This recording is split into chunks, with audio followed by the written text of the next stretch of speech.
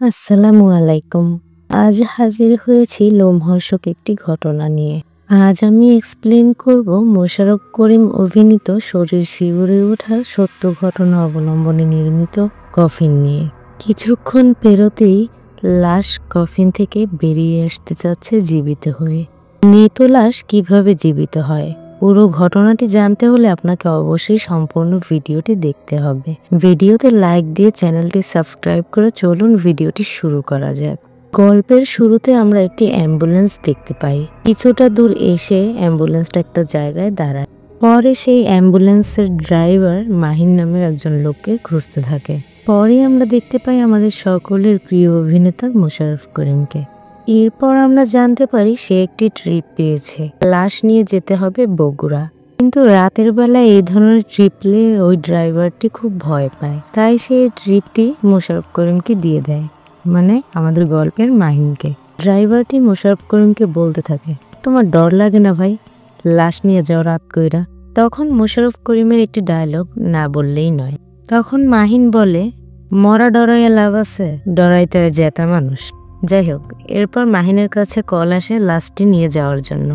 মাহিন সেখানে যায়, গিয়ে লাশ বুঝে নেয়। তাদের আবার নিয়ম আছে, লাশ নেওয়ার আগে দেখে বুঝে নিতে হয়।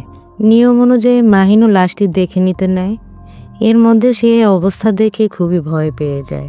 আসলে মৃত ব্যক্তিটি 20 দিন যাবৎ গলায় দড়ি দিয়ে মারা গিয়েছে।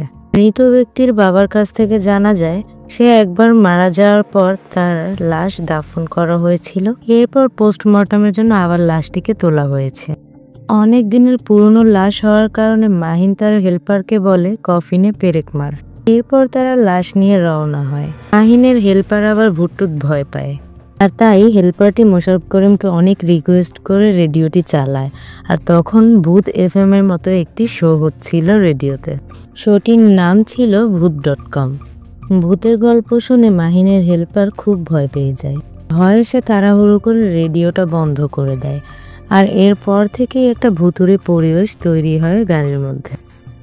তার একটু পরেই মাহিনের কাছে তার স্ত্রীর কল আসে। সে তার স্ত্রীকে জানায় সে লাশ নিয়ে বগুড়া যাচ্ছে। মাহিন তার ছেলের সাথে কথা বলতে চায়, কিন্তু তার স্ত্রী তাকে জানায় তার ছেলে অলরেডি ঘুমিয়ে পড়েছে। এই পেশা নিয়ে মোশাররফ করিমের অনেক আফসোস হয়। সে বলতে থাকে, আমি যখন বাসায় থাকি তখন পোলা থাকি স্কুলে, আর পোলা যখন বাসায় থাকে তখন আমি থাকি রাস্তায়। চাইলেও সে তার ছেলেকে সময় দিতে পারে না। তো যাই হোক, এরপর তার স্ত্রী তাকে বলে সাবধানে যেও। তার কেন যেন ভয় ভয় লাগছিল। এরপর কিছুটা সামনে যেতেই তারা গাড়ির উপরে ভারী কিছু পড়ার শব্দ পায়। সবাই তো খুব ভয় পেয়ে যায়, তাই তখন গাড়ি না থামিয়ে একটু সামনে গিয়ে সবার কথা একটু সাইড করে গাড়িটা দাঁড় করায় মাহিন। এরপর একটি লাঠি নিয়ে গাড়ির ছাদে চেক করে সে কিছুই দেখতে পায় না, কিন্তু আশেপাশে কিছু যে আছে এমন একটা উপস্থিতি তার অনুভব হচ্ছিল। সে গাড়ির ভিতর যাবে এমন সময় সে লক্ষ্য করে গাড়ির পেছন সাইডে কিছুটা রক্ত পড়ে আছে। সে রক্ত দেখে খুবই ভয় পেয়ে যায়, কিন্তু সে কাউকে কিছুই বুঝতে দেয় না। সে উপরে তাকিয়েও কিছু দেখতে পায় না। এরপর সে গাড়ির ভিতরে ঢুকে গাড়ি স্টার্ট দেয়। এরপর সবাই তাকে জিজ্ঞাসা করে, কি ছিল ভাই? তখন মোশাররফ করিম নিজে ভয় পেয়ে থাকলেও সবাইকে সে বলে, কিছুই তো দেখলাম না, হয়তো গাছের ডালপালা হইব। সে আবার গাড়ি চালাতে শুরু করে। কিছুক্ষণ পর তার হেল্পার লুকিং গ্লাসে খেয়াল করে যে তাদের গাড়ির পিছনে কিছু একটা ধাওয়া করছে।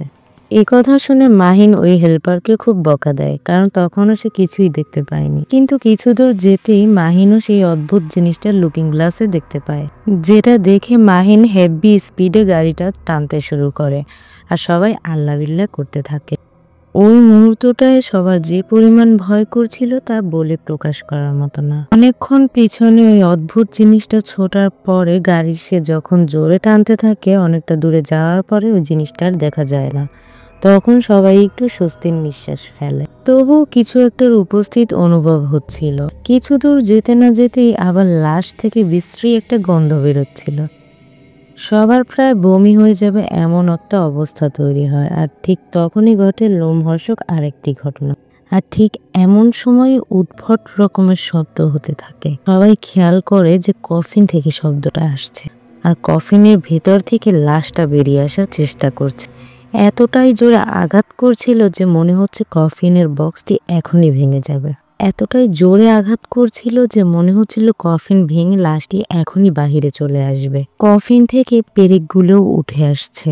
সবাই তো ভয়ে একেবারে শেষ। পরে একটু সামনে গিয়ে গাড়িটা থামিয়ে সবাই মাঠের দিকে দৌড় দেয়। এমন ভয় মনে হয় না এর আগে কেউ পেয়েছে। ভয়ে আর গন্ধে সবাই বমি করতে শুরু করে। এরপর একটা সময় সবাই খেয়াল করে দেখে যে গাড়ির মধ্যে লাশটি শব্দ করছে আর পুরো গাড়িটা দুলছে। এরপর তাদের কাছ থেকে মাহিন জানতে পারে আসল ঘটনা। এই লাশটি দিয়ে কুফরি কালাম করা হয়েছিল, যার জন্য লাশটিকে দাফন করা হলেও কবর থেকেও লাশটি উঠে আসে। সবাই ওখান থেকে ভয়ে চলে যেতে চায়। তখন মৃত লাশটির বাবা বলে, আমি আমার ছেলেকে ছেড়ে কোথাও যাব না, যতই হোক সে কুফরি করা লাশ। এরপর মাহিন বলে, একটু অপেক্ষা করেন, ফজরের আজানটা দিক, চারদিকে একটু আলো হলে আমরা আবার রওনা দিব। চারদিক আলো হলে মাহিন লাশটি বাড়িতে পৌঁছে দেয়।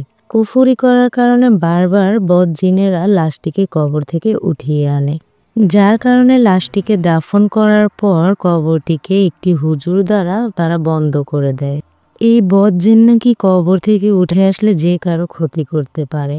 মাহিনের মুখ থেকে আমরা শুনতে পাই সে ভূত প্রেত কুফরি এসব কিছুই বিশ্বাস করতো না, কিন্তু সেদিন যা হয়েছিল তার কোনো ব্যাখ্যাই তার কাছে নেই। আর তারপর বেশ কয়েকদিন সে ভয়ে গাড়ি চালায়নি, কিন্তু জীবিকার তাগিদে তাকে গাড়ি চালাতেই হয়। এরপর আমরা 3 মাস পরের সিন দেখতে পাই। মাহিন তার হেল্পারকে নিয়ে গাড়ি চালাচ্ছিল, তখন হঠাৎ করে সে একটি বাজে গন্ধ পায়। সে ভাবে এই গন্ধটা হয়তো তার হেল্পারের কাছ থেকে আসছে, কিন্তু তার হেল্পার তাকে বলে, আমি তো কোনো সেন্ট লাগাইনি। এরপরই সে হঠাৎ লুকিং গ্লাস দিয়ে খেয়াল করে কফিনের ভেতর থেকে লাশ বেরিয়ে আসছে। সে এতটাই ভয় পায় যে তা বলার মতো না। আর এখানেই কফিনের যাত্রা শেষ হয়ে যায়। ঘটনাটি যার সাথে ঘটেছিল তাকেও আমরা দেখতে পাই। ভিডিও ভালো লাগলে অবশ্যই আপনার ফ্রেন্ডসদের সাথে শেয়ার করবেন। সাবস্ক্রাইব করে অবশ্যই সাথে থাকবেন। ধন্যবাদ।